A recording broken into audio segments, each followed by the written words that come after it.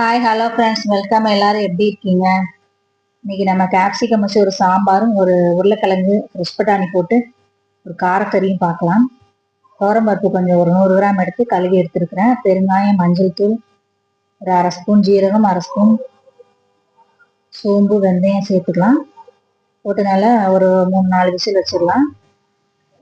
என்கிட்ட இன்னைக்கு கேப்சிகம், அவரைக்காய் இருக்கு, 2 எடுத்துக்கிறேன். தக்காளி, வெங்காயம் சேர்த்துக்கலாம் சாம்பாருக்கு. நான் வந்து உருளைக்கிழங்கு வேக வச்சு எடுத்து வச்சிருக்கிறேன். 2 விசில் வச்சு எடுத்துருங்க. சாம்பார் செய்யலாம். ஃபஸ்ட்டு ஆயில் கொஞ்சம் கடுகு சேர்த்துட்டு அதோட ஒரு காஞ்ச மிளகாய் கிள்ளி போட்டுக்கலாம்.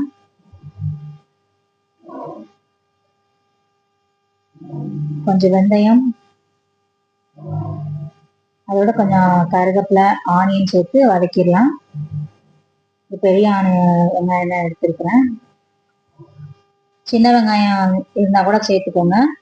அதோட ஒரு தக்காளி கட் பண்ணி வச்சுருக்கேன், அதையும் சேர்த்து நல்லா வதக்கிக்கலாம்.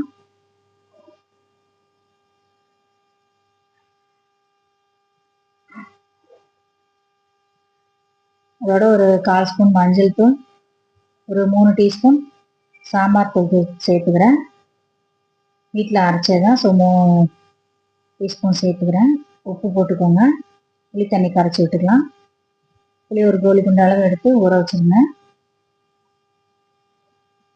ஒரு கிளாஸ் தண்ணி ஊற்றி கொதிக்க விட்டுடலாம். மசாலா கொஞ்சம் வாசனை போகட்டும், அது வரைக்கும் வேகட்டு மூடி வச்சிடலாம்.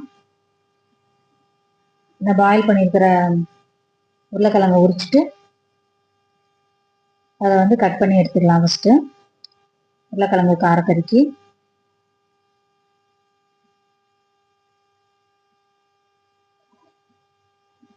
ஃப்ரெஷ் பட்டாணி தான் எடுத்துருக்கிறேன். நீங்கள் வந்து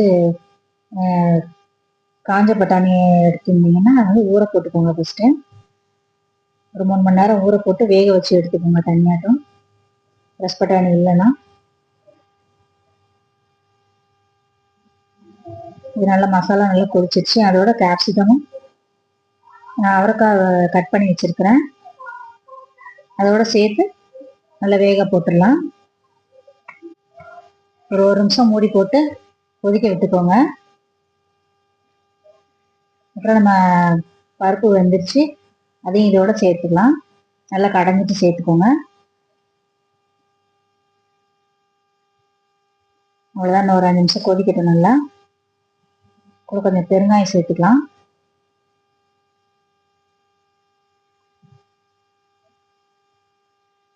தேவைப்பட்டால் கொஞ்சம் தண்ணி ஊற்றிக்கோங்க.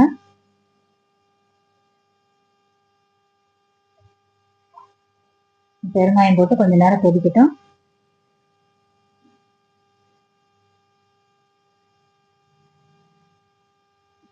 அவ்வளோதான், ரெடி ஆயிடுச்சு சாம்பார். தனியாக எடுத்து வச்சிடலாம். கொத்தமல்லி சேர்த்து இறக்கிடுங்க. இப்போ வந்து வேற ஒரு கடாயை அடுப்பில் வச்சுக்கோங்க. உருளைக்கிழங்கு காரக்கறி பண்ணுறதுக்கு கொஞ்சம் ஆனியன் ஸ்லைஸாக கட் பண்ணி எடுத்துக்கிறேன்.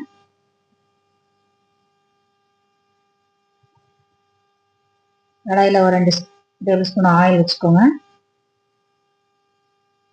இந்த மிக்ஸி ஜாரில் ஒரு இஞ்சி, பூண்டு, கொஞ்சம் ஜீரகம், சோம்பு சேர்த்துக்கலாம். ஒரு அரை ஸ்பூன் சேர்த்துக்கோங்க. ஒரு பல்ஸில் விட்டு எடுத்துக்கலாம். இந்த மாதிரி குறப்பாக அரைச்சி எடுத்துக்கலாம். ஃபஸ்ட்டு இருக்கட்டும். கொஞ்சம் கடுகு, கருவேப்பிலை, கட் பண்ணி வச்சிருக்கிற ஆனியன் சேர்த்து வதக்கி விட்டுக்கலாம். அதோட தக்காளி கட் பண்ணி வச்சிருக்கேன், அதையும் இதோட சேர்த்துடலாம்.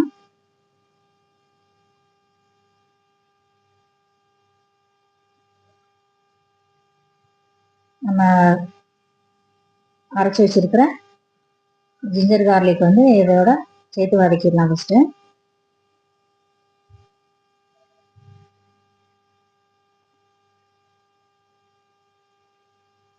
கொஞ்சம் வதங்கினதுக்கப்புறம் உப்பு சேர்த்துக்கோங்க. அப்புறம் ஃப்ரெஷ் பட்டாணி சேர்த்துக்கலாம். 2 கைப்பிடி சேர்த்துருக்குறேன். இதுதான் ஸ்லோ ஃப்ளேமில் வச்சு மூடி வச்சிடலாம். கொஞ்சம் வேகட்டும். ஒரு நிமிஷத்துக்கு அப்புறம் 1/4 ஸ்பூன் மஞ்சள் தூள், 1 ஸ்பூன் மிளகாத்தூள், ஒரு 1/2 ஸ்பூன் கரம் மசாலா தூள் சேர்த்துருக்கேன். அதோட கட் பண்ணி வச்சிருக்கிற உருளைக்கிழங்கும் சேர்த்துக்கலாம்.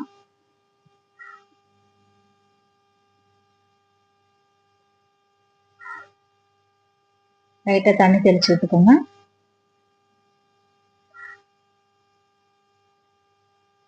ஓகே, அப்படியே ஸ்லோவாக வச்சுட்டு ஒரு 2 நிமிஷம் வச்சு எடுக்கலாம்.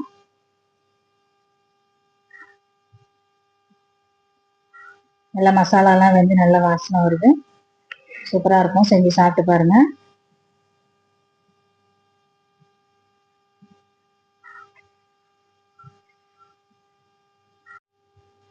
அவ்வளோதான், ரெடி ஆயிடுச்சு உருளைக்கிழங்கு காரக்கறி. கொஞ்சம் கொத்தமல்லி சேர்த்துட்டு இறக்கிடலாம். உருளைக்கிழங்கு ரெடி ஆயிடுச்சு, சாம்பார் ரெடி ஆயிடுச்சு, சாதமும் வடிச்சாச்சு. ஓகே ஃப்ரெண்ட்ஸ், இந்த மாதிரி செஞ்சு பார்த்து எப்படி இருக்குன்னு கமெண்ட்ல சொல்லுங்கள். தேங்க்யூ.